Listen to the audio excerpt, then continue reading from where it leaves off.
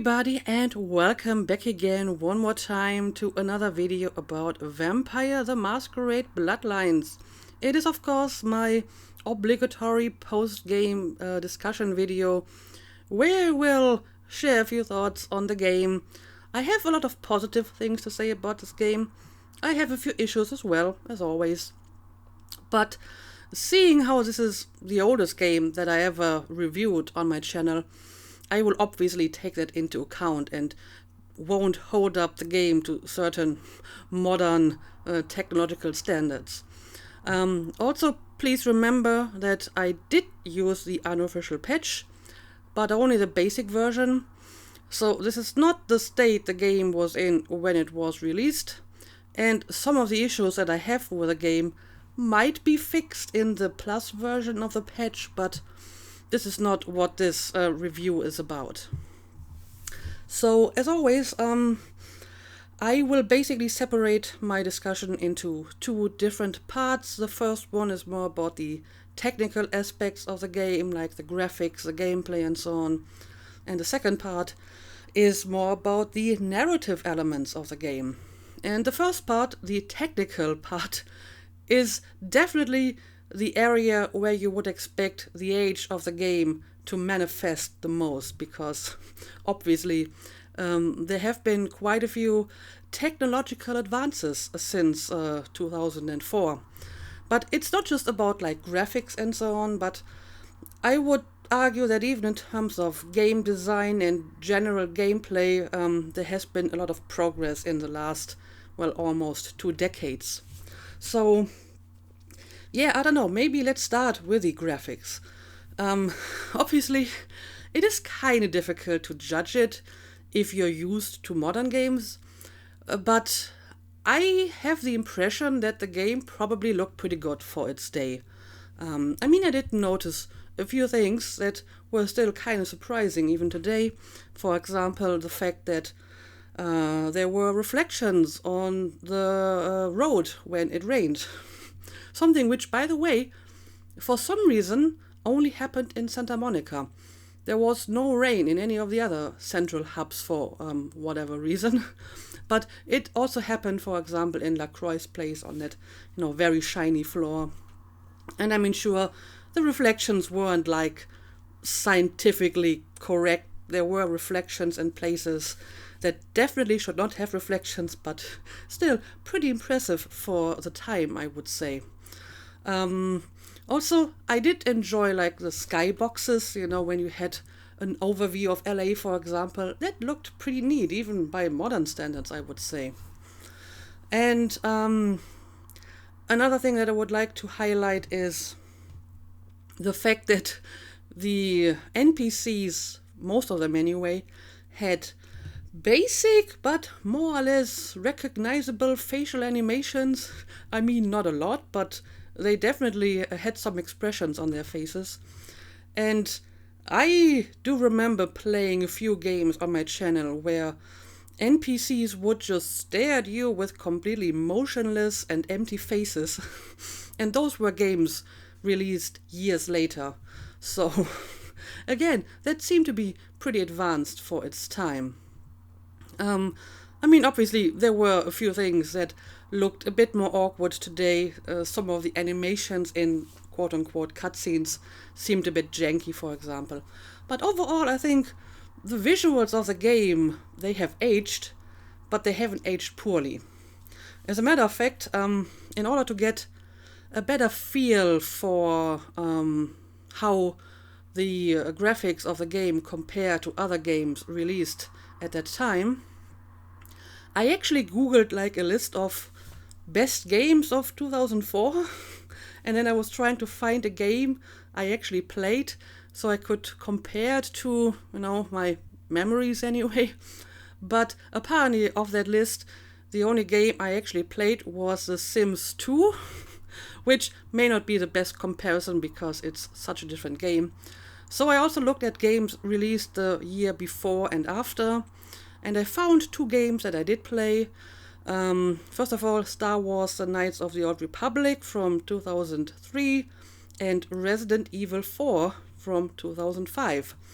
And if I compared to my memories of these two games, I would say that Vampire the Masquerade looks better than Knights of the Old Republic, but not as good as Resident Evil 4.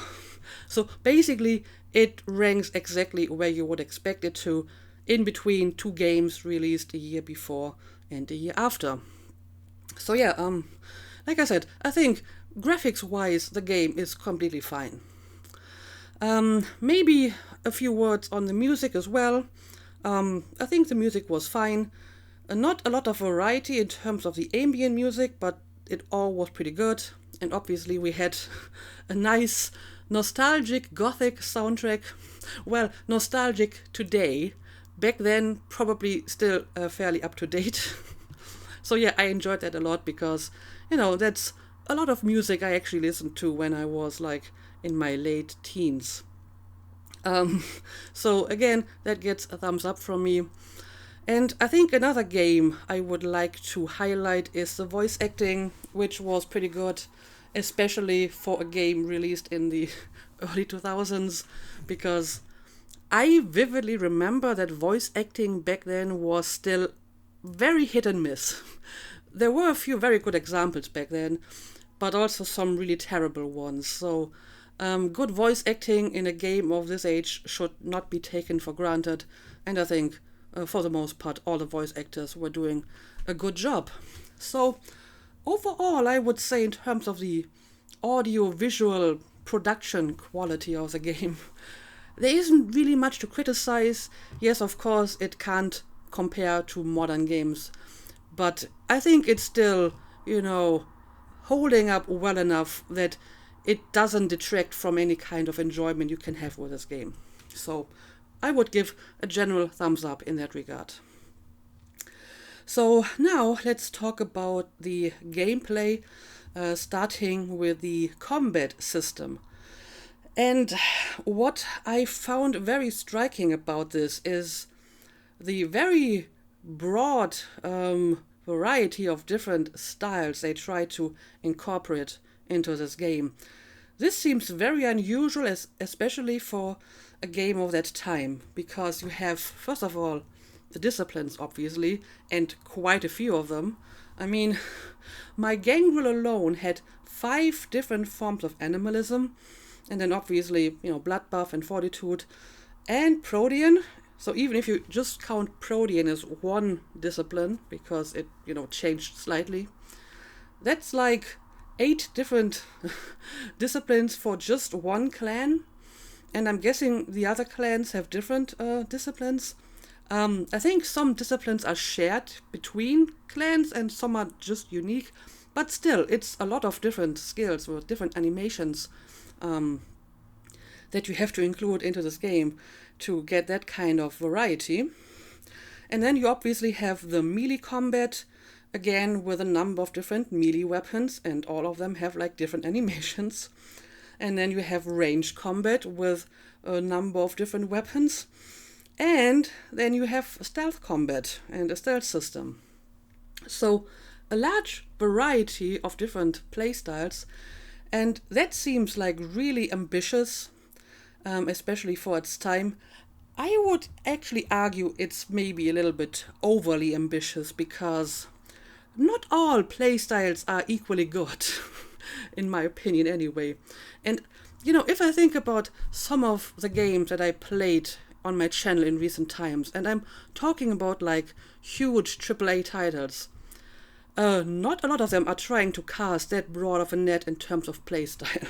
They usually focus on 2 or 3 maybe.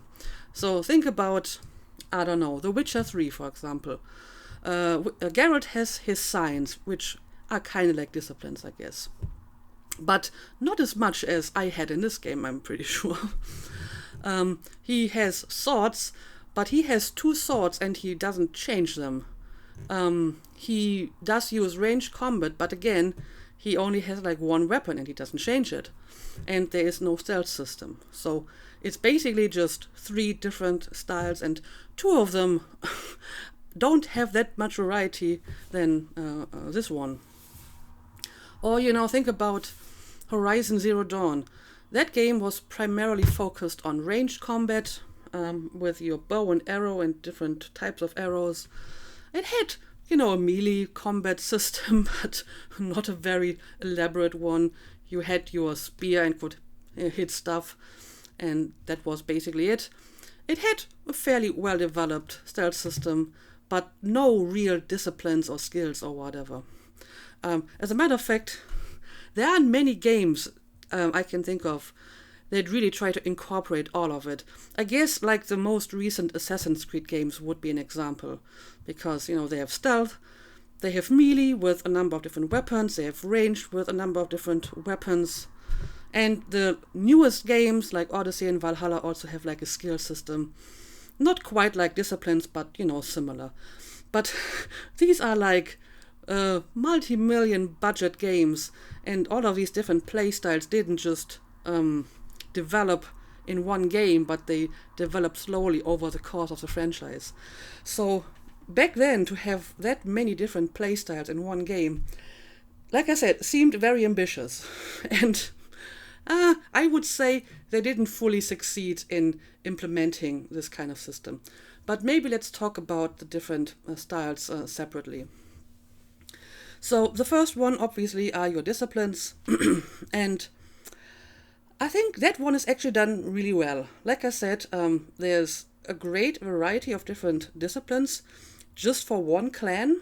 And I actually really enjoyed my disciplines, at least after I actually started using them, which I didn't do as much at first, mostly because I was kind of suffering from the typical RPG syndrome where you don't want to use your supplies too early in a mission or game. Especially since I never had much luck trying to drain people during combat, so I didn't want to use my disciplines because I thought maybe I'm going to need my blood later in this mission, and I don't want to use my blood packs because I may need them later in the game. But once I had the Bloodsucker Communion, I did use my skills pretty extensively, I would say, and they were all a lot of fun actually. With one minor exception, and that's the Protean. I never really warmed up to the Protean, which is a bit of a pity because I actually would have liked to see her in her full war form. But I don't know, the combat in the Protean never felt right. It felt clunky and slow, and she didn't have the same kind of reach as when she had a weapon. So at some point I kind of gave up on trying to use it. But the animalism, I enjoyed that one quite a bit. So the second part of the combat is obviously the melee combat style, which I would say was pretty It was okay, it wasn't terrible, but it wasn't amazing either. I mean, you could attack, you could block, and that was basically it. I mean, apparently there were like different kinds of attacks, but they seemed to be mostly down to luck, and it was kind of hard to properly execute them. The good thing I can say about the combat system, the melee combat system, is that at least it wasn't annoying. I mean, it was kind of clunky, and the controls were very floaty in general, but I didn't have like large problems with the melee combat. However, that just could be because I was playing a gangrel and I put a lot of points into melee from the beginning, and like halfway through the game Ori basically had become a damage sponge, and hardly anything could hurt her that much, except maybe some aggravated damage. But as you've seen, I didn't use any blood packs until fairly late in the game, and the only two occasions where I actually died were both like non-combat or non-standard combat situations. The experiments at the Fu Syndicate and the werewolf that you couldn't fight normally. But overall, the melee wasn't a big problem for me, but it wasn't really very sophisticated either, so I can see why other people might have more of a problem with it. Then obviously there is the range combat. I won't really try to judge that because I barely ever used it at all. On the few occasions where I did use it, it didn't feel great. I can't imagine that this game is like a great shooter game, but like I said, I didn't play it enough to properly form an opinion about it. And then there's obviously the stealth system, which I would say was my least favorite part of it, because it felt a little bit uninstinctive and a little bit random. Now, I believe that it was mostly based on noise. So sometimes people seem to get suspicious at a drop of a hat, and I wasn't really sure why. And on other occasions, I was standing right in front of someone in plain sight, and they didn't notice me because line of sight was apparently not a thing in this game. I mean, some of them were like Skyrim levels of unrealistic stealth. So, yeah, I think I got better towards the end in terms of stealth. But I never really understood how the system worked, to be honest. It always felt a little bit, down to luck. Now I can understand why they were trying to incorporate all of these different styles into the game. Because, it's a role-playing game. And I feel what they were going for is that everyone can pick like whatever discipline or whatever style they feel is most fitting for their character. So, for example, if you're playing a Toreador or Ventrue, you probably won't have them running around LA with a murder axe. So, the basic idea is pretty neat. But I kind of doubt that this is actually a working way to play the game. So, they wanted you to specialize on some skills and not be like a jack of all trades. But then there might be situations in this game where you kind of have to use a very specific skill to, properly succeed in that particular mission. Like, for example, when in the final battle, I suddenly started using guns because it seemed like the best way to fight that flying monster bat. I don't know. I guess I could have killed the behemoth just using my disciplines and melee. But it probably would have taken a much longer and it would have been more annoying. So I switched to guns in the final mission, which was a little bit weird for me. And I can't even imagine what that last battle is like when you specialized on stealth and were trying to do all missions like stealthily. Because how would that work?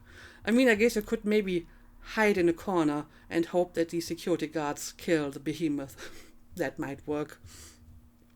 And yeah, there were definitely situations in the game where they kind of wanted you to be stealthy. They said, oh, you shouldn't get detected here.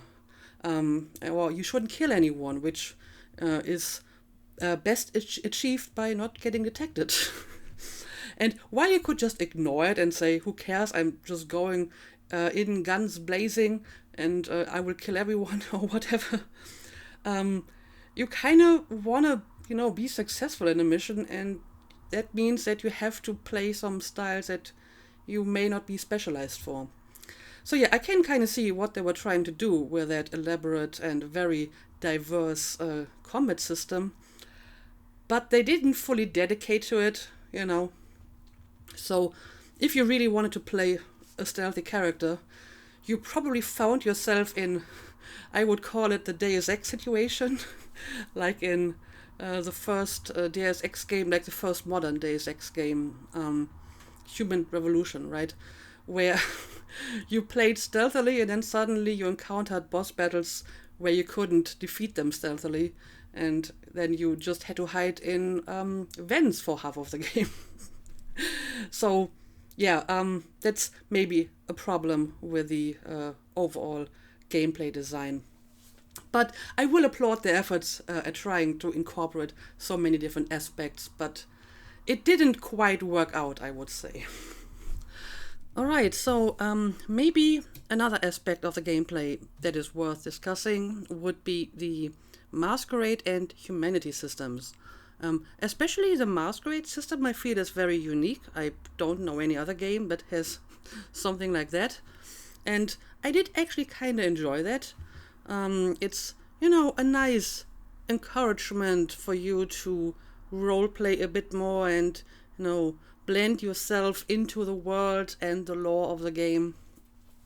At the very least, I found it to be inoffensive because, for the most part, it was fairly obvious what would constitute a Masquerade violation and what was fine. Except maybe the one time that I did lose a point in Masquerade, when I met Samantha. I mean, I can understand in hindsight why I lost that point, but it was not entirely obvious at that point. But for the most part, I think the system was fine, and I think it was a nice idea. I can't necessarily say the same about the humanity system. I mean, I understand what they were trying to do here, and I guess that maybe both the Masquerade and humanity system were taken over from the pen and paper RPG, in which case, fair enough. But the humanity system wasn't implemented all that well, because unlike the Masquerade system, the humanity system felt a little bit too arbitrary. I mean, here's just a few examples of things that did not violate humanity. You can blackmail a doctor for an extramarital affair. You can break into people's houses and steal their valuables. You can break into someone's house, place cameras to then publish their dirty little secrets. Well, I guess it wasn't technically you, but you helped someone do it. And then drive that people to suicide. That's completely fine. You can put bad luck talismans into people's lockers and then kill them when they catch you. That's a-okay as well. But if you steal charity money from vampires, that may not even have been charity money. Nope, that's a humanity violation. It seems a little bit random, right? So I guess there was a certain amount of arbitrariness already coded into the game rules, so to speak, because you had the combat zones and the safe zones, and if you killed a security guard in a safe zone, that would cost you humanity, but killing a security guard in a combat zone was fine, even though presumably they were all just normal civilians doing their job, right? But while this may be arbitrary from a story perspective, at least it was consistent from a gameplay perspective, because you could see, okay, this is a combat zone, so I can just kill whoever I meet and it's not going to be a problem. But whenever you had to make a decision, then, the humanity violations or humanity gains were a little bit too arbitrary for my taste. I would say the ones where you gained humanity were actually a little bit more consistent, but the ones where you lost them, I don't know about that. And another problem that I have with the humanity system is the way it was introduced, because in the tutorial, Jack basically told you, yeah, you're a blood-sucking monster now, so it's all the more important that you really hold on to whatever you have left of your humanity, or you will become one of those Sabbat assholes.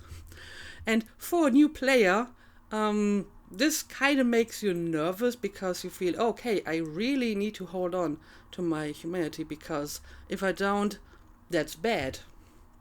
And if you don't fully understand the system and then realize that the system is kind of random, you become even more careful and try to preserve your humanity even more. Now, in hindsight, I will admit that I probably didn't need to be quite as careful. I ended up with full humanity, and I'm pretty sure I even got some points after I already had full humanity. So I essentially had excess humanity at the end. So I could have taken a few more risks in that regard. But I mean, you don't know that if you play a game for the first time. And the way the system was presented, they kind of made it sound like a valuable resource that you needed to hold on to. As a matter of fact, it was kind of presented like that in your character sheet as well, because it was like a discipline and you could invest XP into it to increase it. So maybe, you don't want to lose it because that's really, really valuable. It was a little bit like, in Dishonored, where in the tutorial they told you, yeah, you can decide how to play. You can play lethal or non-lethal, but you should really play non-lethal because it will give you a better ending. And obviously that kind of gives you a little bit of a bias before you even start into the game, and it kind of inhibits your role-playing a little bit because, you want to, follow the instructions they gave you in the tutorial. Like I said, in hindsight, I understand that I wouldn't really need to be quite as careful about my humanity.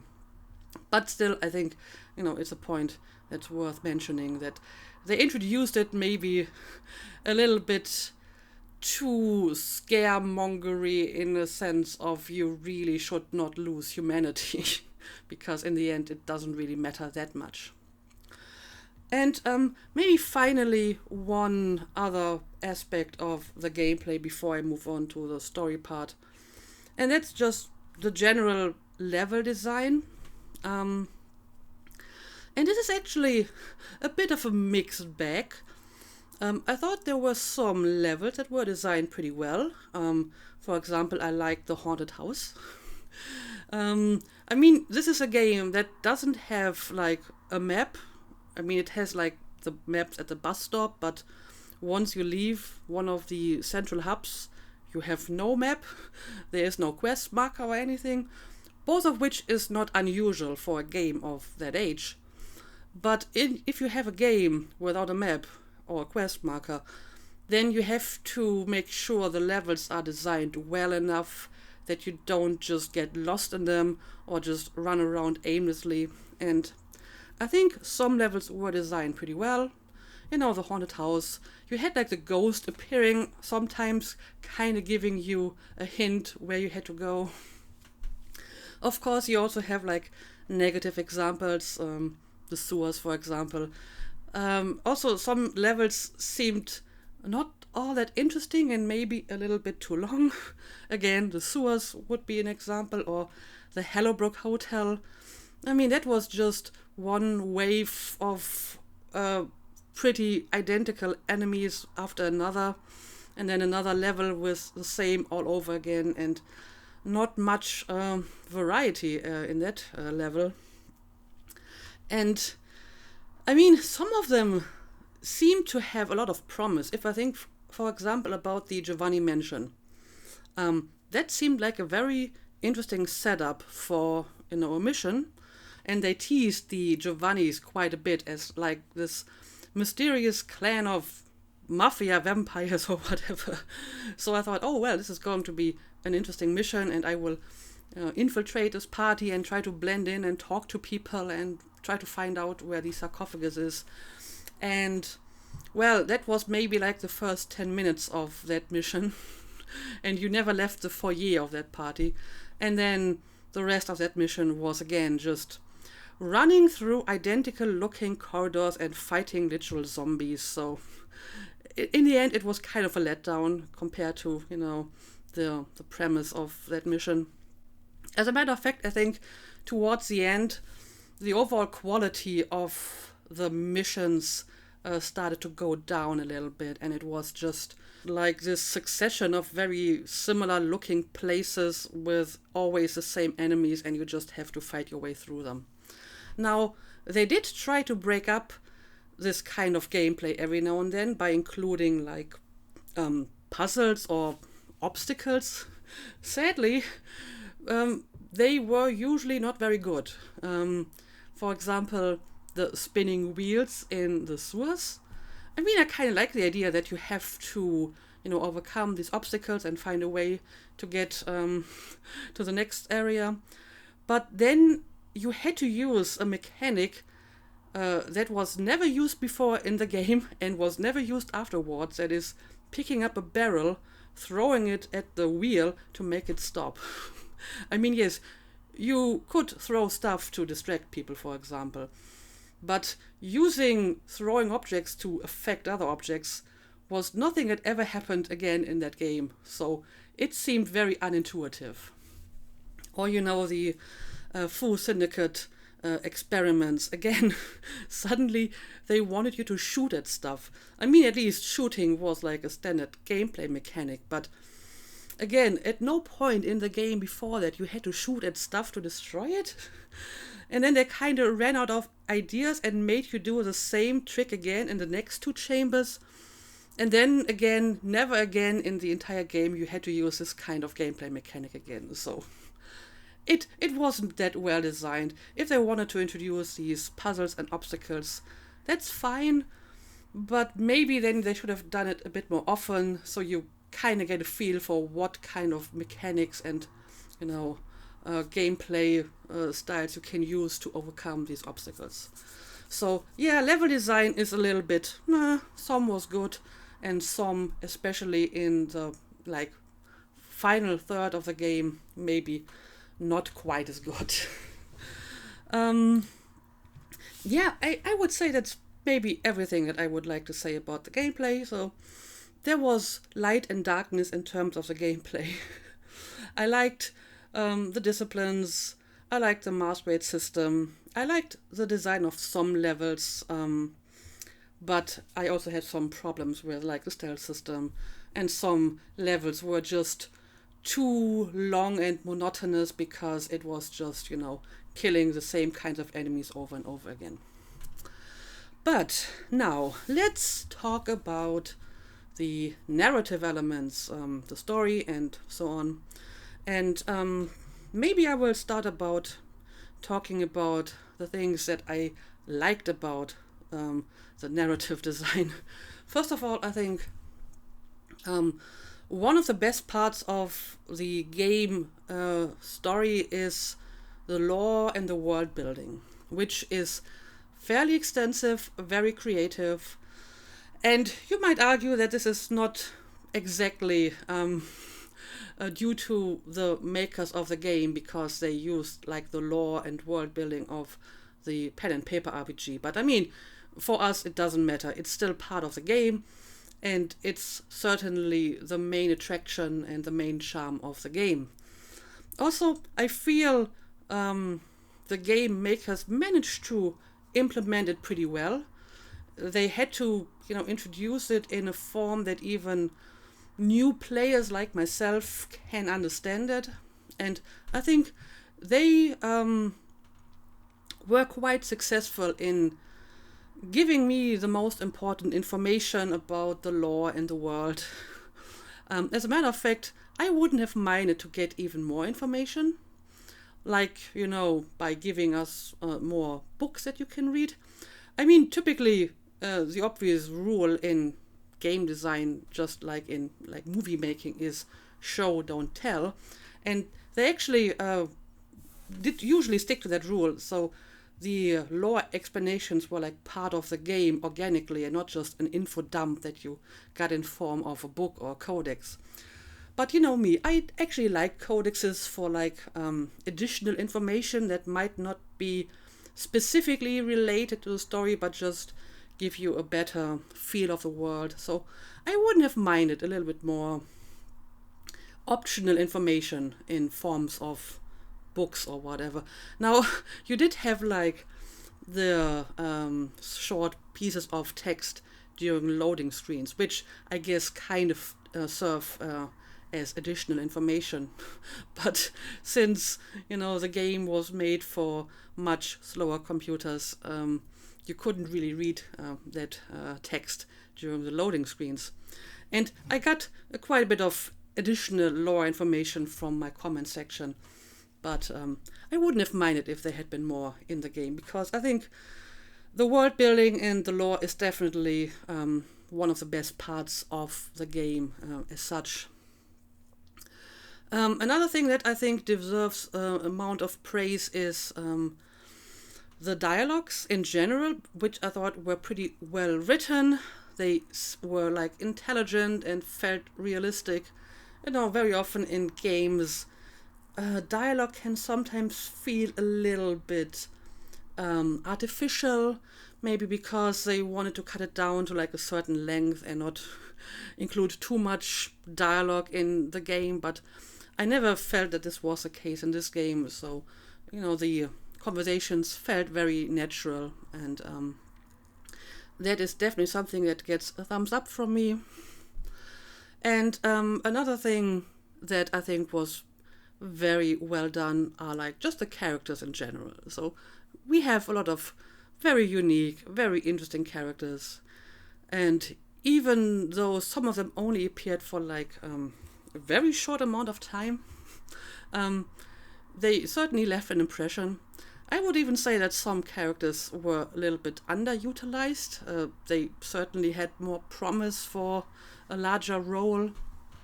As a matter of fact, while I think it is important that you find like a good balance between like the main mission and side missions, I think this game would not have suffered if it had more side missions. Especially towards the end, I think the amount of side missions started to decline, which may have been intentional because they wanted you to focus on like the main mission, in which case, okay, I understand. But it certainly was noticeable that, for example, in Chinatown, even though it was a pretty extensive region, there wasn't really that much going on in terms of side content, right? So I don't know if they did this on purpose and decided to scale down the amount of side missions towards the end, or if towards the end they just ran out of time and couldn't include as much as they did in the beginning. I don't know, honestly. So yeah, overall I think the characters were definitely one of the most memorable parts of the game, and I think the side missions for the most part had a pretty high quality as well.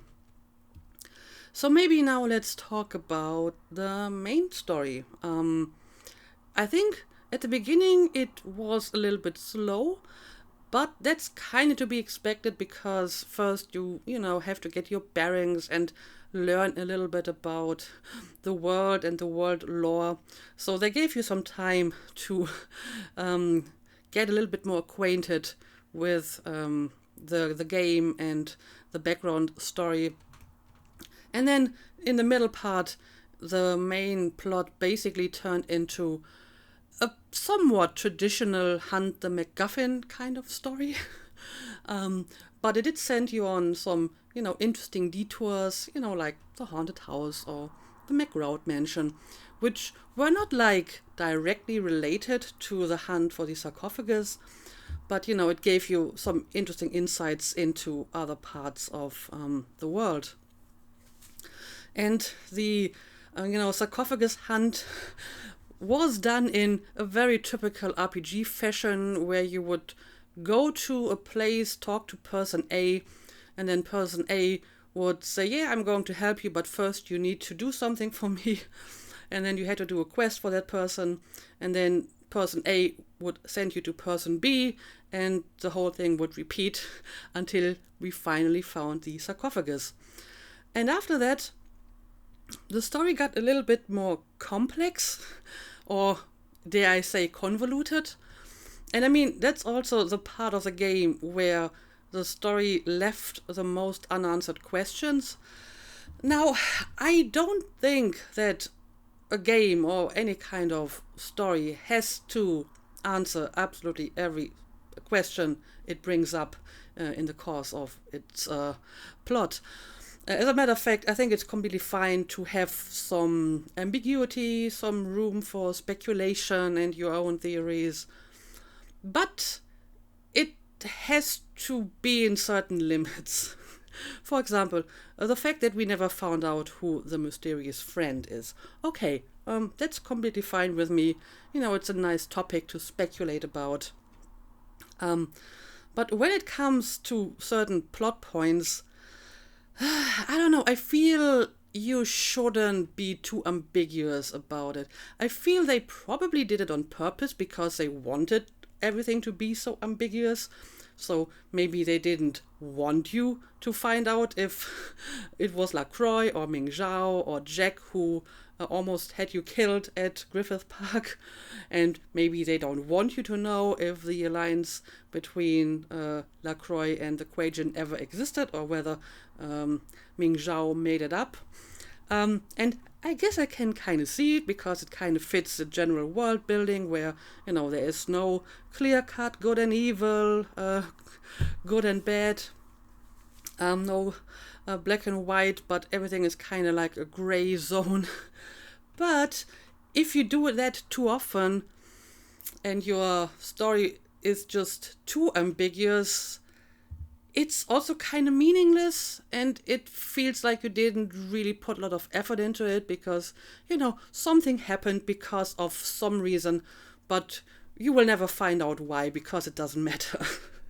Now, I wouldn't say that the game went quite as far, but it kind of moved dangerously close in that direction where, I'm not sure if it was intended to show the ambiguity of the world or just lazy writing because they couldn't be bothered to actually decide who did a certain thing in this game. Now, like I said, I feel they stopped short of getting really into that territory, but I feel at least a few things could have been answered a little bit more thoroughly. So that's about the open questions which I discussed, very extensively in the last episode. But of course, we can't talk about the story without talking about the ending. So this will probably take a little bit of time and probably the rest of this video, because I think there is a lot to discuss about it. Now, I had a few days to ponder about the ending and what I think about it now, and I have yet to form a real opinion about it. I have extremely mixed feelings about the ending. Now, when you have like a major plot twist in your story, there's typically two questions that I always like to ask. The first one is, did they set up the plot twist properly? That is, did they drop some hints? Is there some kind of foreshadowing in the game? And the second question is, does the plot twist actually add anything to the story? Because if the answer is no to both of these questions, then it's a plot twist just for the sake of having a plot twist. And it's kind of pointless, to be honest. And if you think about it, this game, in a sense, actually has two plot twists at the end. The first one is the fact that there's nothing supernatural about the sarcophagus. It's just a normal sarcophagus with a dead king inside. And the second plot twist is, Jack removing the mummy and replacing it with explosives.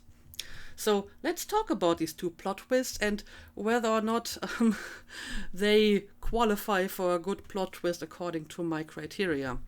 I have discussed plot twists before in other games, good ones and bad ones. A good plot twist, for example, the one in Dishonored. I'm not going to go into any detail here in case you haven't played that game yet, so I'm not going to spoiler it. But suffice to say, that plot twist was set up well. You might argue it may have been a little bit on the obvious side, so it may not have been that big of a surprise. But a lot of the information, the foreshadowing, was kind of optional, like you had to read diaries or listening to conversations that were like in a different room and so on. So the story kind of rewarded you for paying attention. And yes, I would say the plot twist did add something to the story. So that was a good plot twist in my opinion. A bad plot twist would be the one in Detroit Become Human in regards to Kara and Alice, because it was really, really poorly set up. As a matter of fact, they actively try to hide it from you for most parts of the game. And then at some point introduced a character that would just tell you about, what you were supposed to expect. And in addition to that, it didn't really add anything to the game. So that was an example of a bad plot twist. So how do the two plot twists in this game compared to that. Now, the first plot twist about the sarcophagus being just a non-supernatural sarcophagus, you might argue that this is barely a plot twist because the option that this was just a sarcophagus has always been, discussed and has been introduced fairly early in the game. But I think a lot of people did not expect that outcome, so in a sense it is a bit of a twist, right? But either way, yes, they did set this up.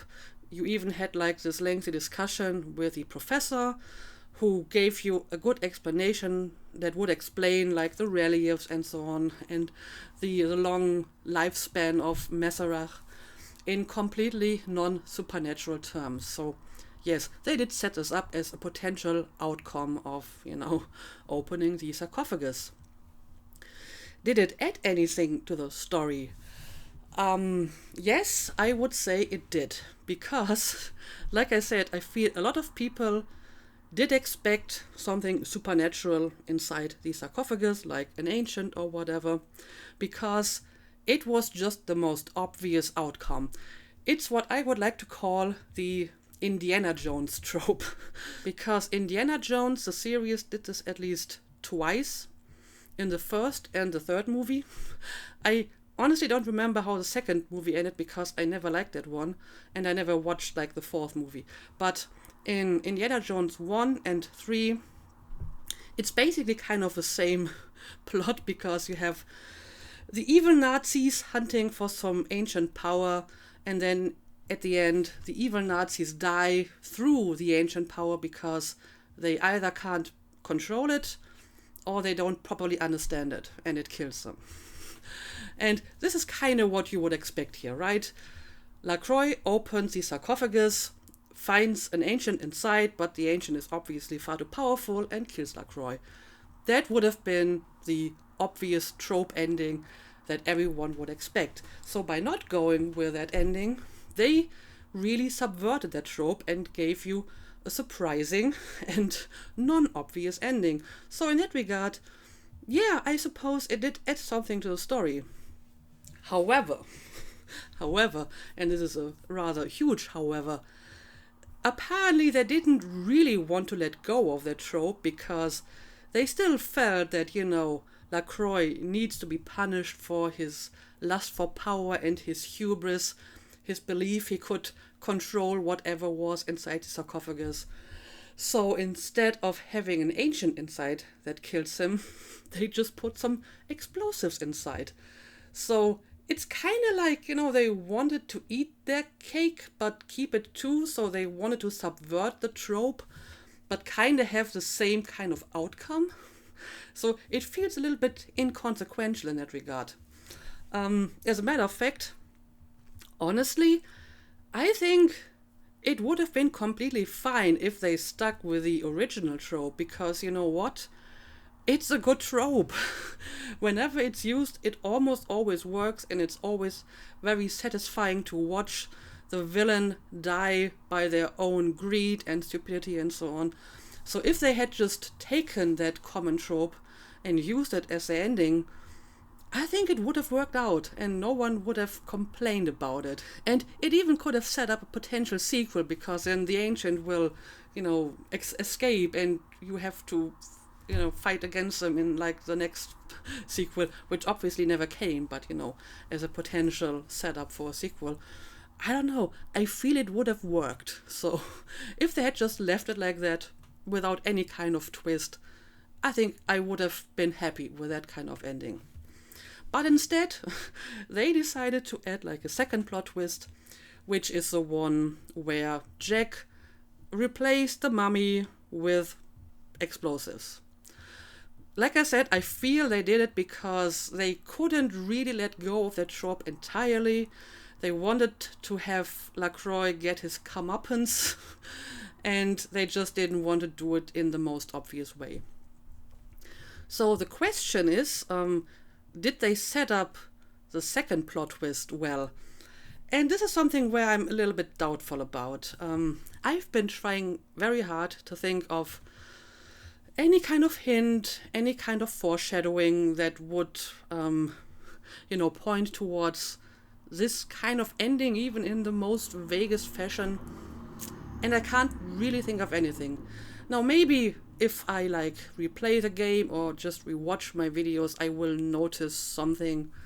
But at the moment, nothing really comes to my mind, except maybe one very minor detail.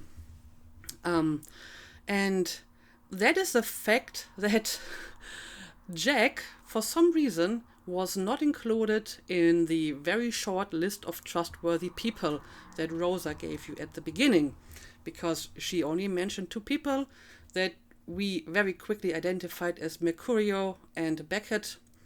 And up until the very ending, this might seem a little bit odd, right? I mean, why not Jack? He seemed trustworthy, does he not?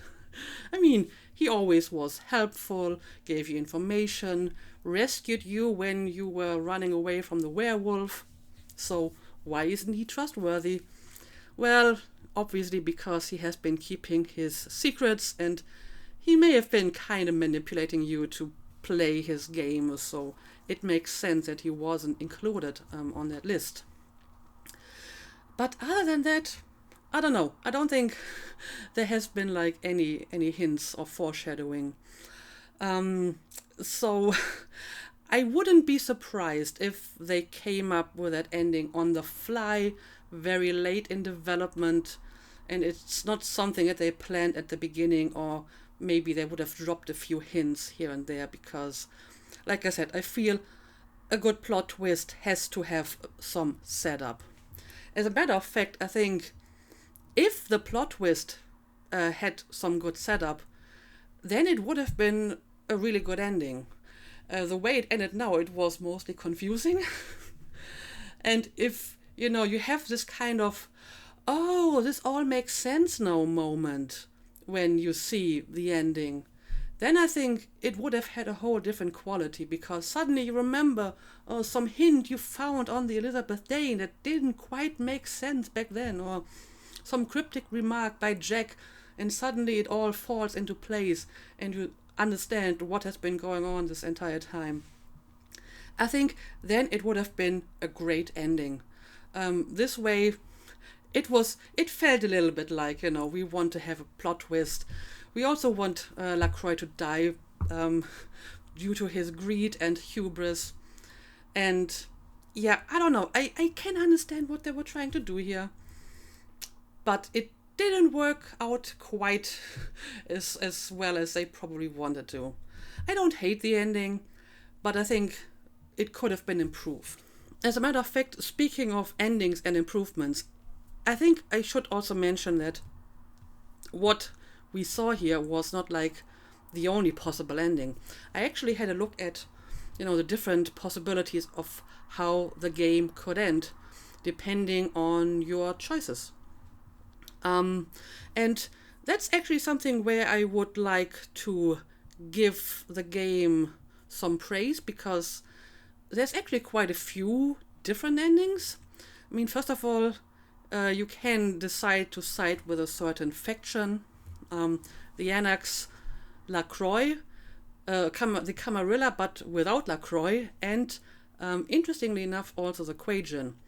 Now, I don't remember really getting that kind of option when I talked to the taxi driver, so this may have been due to some decisions I made earlier that this option never became available to me, but definitely the Anarchs and LaCroix, and maybe even like the Camarilla, but not LaCroix, in which case I think Maximilian Strauss will become like the next leader. That would have been an option in my case. And then for most of the endings, you also have like the different variations of whether or not you decide to open the sarcophagus yourself. I think if you side with LaCroix, you will open the sarcophagus one way or the other, and you will die together. So in that case, you don't have that choice. And that's actually something that I find very interesting, and actually quite something that is worthy of praise. A lot of the endings are surprisingly bad for the protagonist. As a matter of fact, I would say that half of them are. So the one that I got, that's pretty good. I destroy Ming Zhao, I destroy Lacroix, and then I just walk away and give everyone the finger.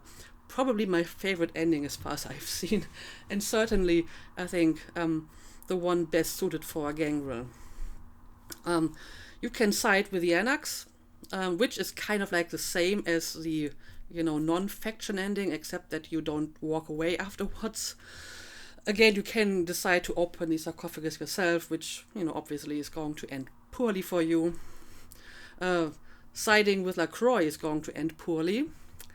Siding with the Camarilla but against Lacroix is a decent ending for the protagonist, I suppose, because you will survive, and then I think Maximilian Strauss is just going to stash the sarcophagus in some warehouse in a scene very reminiscent of the ending of Indiana Jones 1, since we just talked about it. But probably the worst ending is the one where you side with the Quajan, because they will just chain you to the sarcophagus and dump you into the ocean, which arguably is a fate worse than death, since you can't drown and you will be just trapped on the bottom of the ocean for maybe the rest of your eternal existence. I don't know. So, yeah, I mean, as far as I can tell, I never actually had that option. I don't remember any kind of dialogue involving the Quajan when I talked to the taxi driver. I don't know, maybe if I picked some other options with him, it would have given me that choice. But since I never trust Ming Zhao in the first place, I would not have picked that option, and for good reasons. But I find it very interesting that quite a few of the endings end really bad for the protagonist. Basically the one where you pick Lacroix, the one where you pick the Quajan, and every ending where you open the sarcophagus yourself. The only good ones, I suppose, are the Independent one, the Anak one, and the Camarilla one. As long as you don't actually open the sarcophagus, that is. So, that's actually pretty, gutsy to have such a dark ending for your protagonist. I mean, you can just reload an older save and then make a better decision next time. But still, I think that's actually a pretty nice move to have, all of these different endings. Of course, they do more or less suffer from the same problem unless you pick one that does not include opening the sarcophagus at all, in which case, the whole plot twist about the sarcophagus including explosives will not actually be important. So yeah, I don't know, maybe those endings make a bit more sense in that regard. But yeah, that's probably all I have to say at the moment. Maybe as a very quick summary. I think this is a great game with a few obvious flaws. Some of them are related to the gameplay and game design, and some of them can be attributed to age, although I feel some of the flaws would have been flaws even in 2004 already. The game really lives off of its great lore and world building. The story is fine for the most part. The ending is, questionable.